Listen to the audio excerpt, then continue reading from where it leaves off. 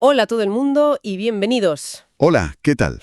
Seguimos adelante con nuestra serie de exploraciones literarias, ese espacio que hemos bautizado como Corre, lee, vive. Un espacio que nos encanta. Sí, aquí es donde buscamos las conexiones, a veces evidentes y otras, bueno, bastante sorprendentes, entre grandes libros y el mundo de la carrera de fondo. Ya hemos pasado por aquí con joyas como Nacidos para correr o ¿De qué hablo cuando hablo de correr? O Correr, comer, vivir y ultramaratón, no nos olvidemos. Hoy nos enfrentamos a una verdadera cumbre, tanto literal como literaria. Literalmente. Hablamos de Mal de altura de Jon Krakauer. A primera vista puede que no parezca un libro para corredores, pero asegúrote las lecciones que esconde sobre los límites, la toma de decisiones y la supervivencia son de una relevancia brutal. Clave para entender el periodismo narrativo. ¿Cierto? Y creo que nuestra misión hoy es doble. Por un lado, entender al hombre detrás de la historia, a ese Krakauer que subió al Everest en el 96. Y el contexto, claro. Exacto, el contexto que convirtió un encargo periodístico en una crónica de supervivencia. Y por otro, y aquí está el reto, destilar de esa tragedia las lecciones que resuenan en los senderos, en esos Everests personales que cada corredor afronta. Me parece un plan perfecto. Y para empezar, creo que es imposible entender la crudeza y la honestidad de Mal de altura sin entender primero a su autor, porque Jon Krakauer no era el típico periodista, ¿no? Para nada. ¿Cómo era su trayectoria hasta ese momento? ¿Qué le llevó a escribir? Pues su camino fue de todo menos convencional, y eso es fundamental para comprender su voz. Antes de ser un autor de bestsellers, Krakauer era por encima de todo un escalador. Un apasionado. Un apasionado de la montaña que se ganaba la vida con trabajos duros, como carpintero o pescador comercial de salmón en Alaska. O sea que no eran trabajos de vocación. No, eran el medio para un fin: financiar sus expediciones. No salió de la universidad con la idea de cubrir grandes historias. Sus primeras historias eran sus propias escaladas. Su escritura nace entonces desde la experiencia directa, no de la observación desde fuera. Narra desde el meollo. Exactamente. Sus primeros textos eran para publicaciones como el periódico del Club Alpino Americano, donde contaba pues sus ascensos a picos vírgenes. Y es ahí donde forja su estilo. ¿Y cuál dirías que es ese estilo? Lo que define a Krakauer es su intensa implicación personal. No sabe o no quiere ser un observador distante. Se sumerge en los mundos que investiga hasta el punto de formar parte de ellos. Lo que es a la vez su mayor fortaleza como narrador y, como veremos, la fuente de su mayor conflicto en el Everest. Justo. Porque él mismo lo ha dicho. Su objetivo es exponer a los lectores a verdades inquietantes. No busca entretener, busca provocar. Se ve en toda su obra, como en Hacia rutas salvajes. Claro, esa fascinación por la gente que vive al límite. Y en 1996, en el Everest, él no solo fue a observar a esa gente, se convirtió en uno de ellos. Se convirtió en el protagonista de la historia que había ido a contar. Y esa es la gran paradoja del libro. Krakauer no fue al Everest a escribir Mal de altura. La revista Outside le envió con una misión muy concreta: ¿Cuál era? escribir un artículo sobre la creciente comercialización de la montaña. El tema era cómo el Everest se estaba convirtiendo en una especie de atracción turística para clientes con dinero que pagaban fortunas para, bueno, ser llevados a la cima. Y en medio de esa investigación sobre la turistificación del Everest, se desata una de las peores tragedias de la historia de la montaña. La tormenta, las muertes, la historia le pasó literalmente por encima. Madre mía. Por completo. Y lo que vino después es casi tan increíble como la propia tragedia. Tras sobrevivir, publicó un primer artículo en Outside, pero sintió que era insuficiente, Que no era bastante. que en esas 18.000 palabras no cabía la complejidad de lo ocurrido. Y peor aún, que había cometido errores. ¿Errores de qué tipo? Factuales, interpretaciones que con más calma vio de otra manera. Y como tenía una expedición a la Antártida programada, se encerró y en un estado febril escribió un libro de casi 100.000 palabras en menos de 3 meses. Es una velocidad de escritura asombrosa.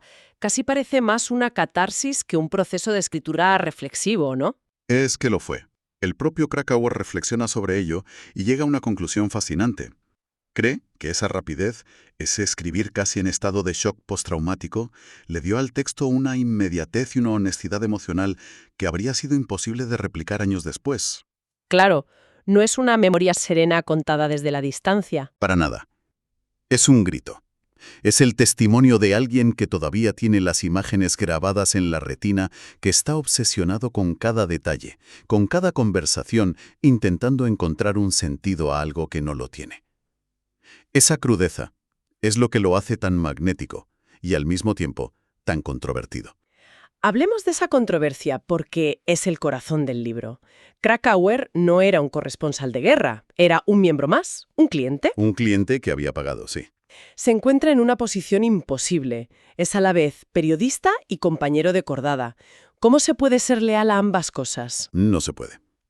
Y él es el primero en admitirlo. Se vio atrapado en un dilema ético irresoluble, Por un lado, su deber como periodista. que le exige contar lo que él llama la cruel verdad tal como la ves. Y por otro, la lealtad a tus compañeros, a esa hermandad que se forja en situaciones límite. ¿Cómo cuentas que alguien cometió un error fatal cuando has compartido tienda con esa persona?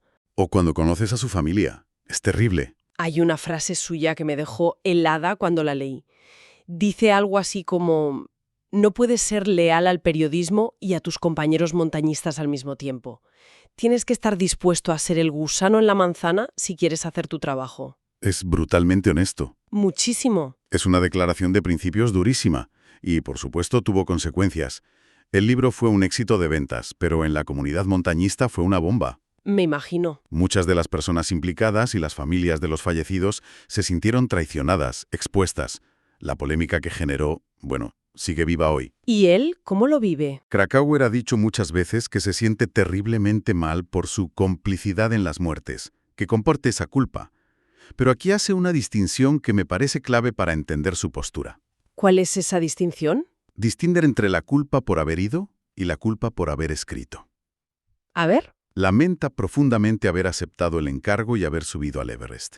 Pero una vez allí, una vez fue testigo de todo, siente que su obligación moral era contarlo. No se siente culpable por escribir el libro, sino por haber estado en la posición de tener que escribirlo. Es un matiz sutil pero fundamental. Totalmente. Entiendo.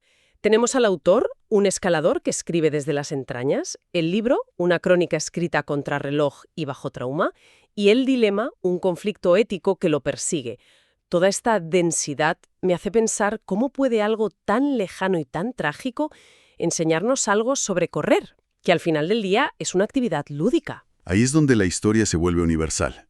Porque aunque las consecuencias son distintas, los mecanismos psicológicos y fisiológicos que se activan en situaciones límite son sorprendentemente similares. ¿Por dónde empezamos? La primera conexión, y la más obvia, es lo que en el libro se llama la fiebre de la cima. La fiebre de la cima, esa obsesión ciega por alcanzar la cumbre a cualquier precio, me suena terriblemente familiar. ¿Ah, que sí? Es la misma obsesión que a veces vemos en la línea de salida de un ultra.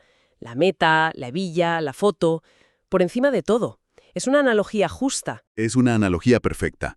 En el libro vemos cómo guías experimentados y clientes ignoran señales de alarma que en cualquier otra situación les harían dar la vuelta. ¿Cómo cuál es? La hora límite de descenso que ellos mismos habían fijado, el tiempo empeorando a ojos vistas, el agotamiento extremo. La cumbre ejerce una atracción magnética que anula el juicio. Y en un ultra, la línea de meta puede hacer exactamente lo mismo. Es esa voz que te empuja a ignorar un dolor agudo en la rodilla, los primeros síntomas de hipotermia o una deshidratación severa. Exacto. El libro es una advertencia terrible sobre cómo un objetivo noble puede convertirse en una obsesión destructiva. Y ligado a eso está el segundo punto que me impactó, la toma de decisiones. Krakauer describe cómo a más de 8.000 metros la hipoxia, la falta de oxígeno, devasta la capacidad cognitiva. Te destroza. Cualquier corredor de ultradistancia ha experimentado, aunque por causas diferentes. No es hipoxia, pero es el agotamiento extremo tras 20 o 30 horas corriendo. Llega un momento, normalmente en mitad de la noche, en el que tu capacidad para tomar decisiones lógicas se desploma. Totalmente. Decisiones que parecen pequeñas, pero que son críticas. ¿Me abrigo ahora o espero el siguiente avituallamiento? ¿Como algo sólido aunque no me apetezca? ¿Ayudo a ese corredor que veo tirado o sigo a mi ritmo? Mal de altura es un catálogo de malas decisiones, a menudo fatales, tomadas bajo una presión que, a otra escala, es reconocible en las últimas fases de una carrera de 100 millas. Sin duda. Y luego está el tema del ego, que también es muy potente. Sí, el libro es una denuncia feroz de cómo la comercialización llevó a la montaña a gente que, aunque quizás físicamente preparada, no tenían la experiencia ni la autonomía para estar allí. Pagaban para que les subieran, movidos más por el estatus que por un amor real a la montaña. Y ese es un espejo en el que el mundo del trail running debería mirarse de vez en cuando. Totalmente. La popularización ha traído cosas maravillosas, pero también el riesgo de que la gente se inscriba en pruebas que sobrepasan por completo sus capacidades, movidos por el prestigio en redes sociales, por la presión de grupo. El libro te obliga a hacerte una pregunta muy honesta. ¿Estoy aquí porque he hecho el trabajo? ¿Porque he respetado el proceso? ¿O simplemente porque mi ego me ha traído hasta aquí?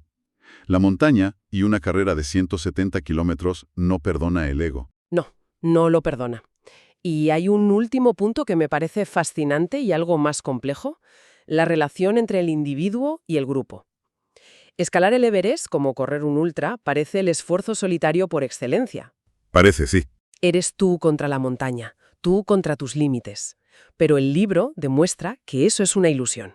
Es una ilusión muy peligrosa. La tragedia del 96 es en gran medida una cadena de fallos colectivos. ¿En qué sentido? Las decisiones de un guía afectan a los clientes de otra expedición. El ritmo de un escalador lento puede poner en peligro a todo el grupo. En la zona de la muerte, aunque cada uno está luchando por su propia supervivencia, la interdependencia es absoluta. Y ahí surge la pregunta más difícil, ¿no? ¿Dónde acaba la competición y empieza la colaboración? ¿Cuál es mi responsabilidad con el corredor que va a mi lado? Es una pregunta que resuena en cualquier situación límite. Y en medio de toda esa competitividad y ese drama, hay una figura, la del guía Anatoly Bukrev, que fue muy criticada por Krakauer, pero que ofrece una visión casi opuesta de la montaña. Sí.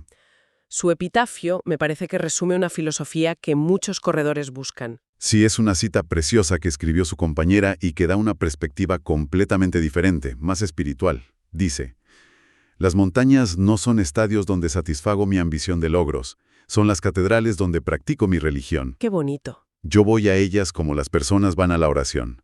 Desde sus majestuosas cimas veo mi pasado, sueño el futuro y con una inusual agudeza experimento el momento presente. Mi visión se aclara, mis fuerzas se renuevan, en las montañas yo celebro la creación.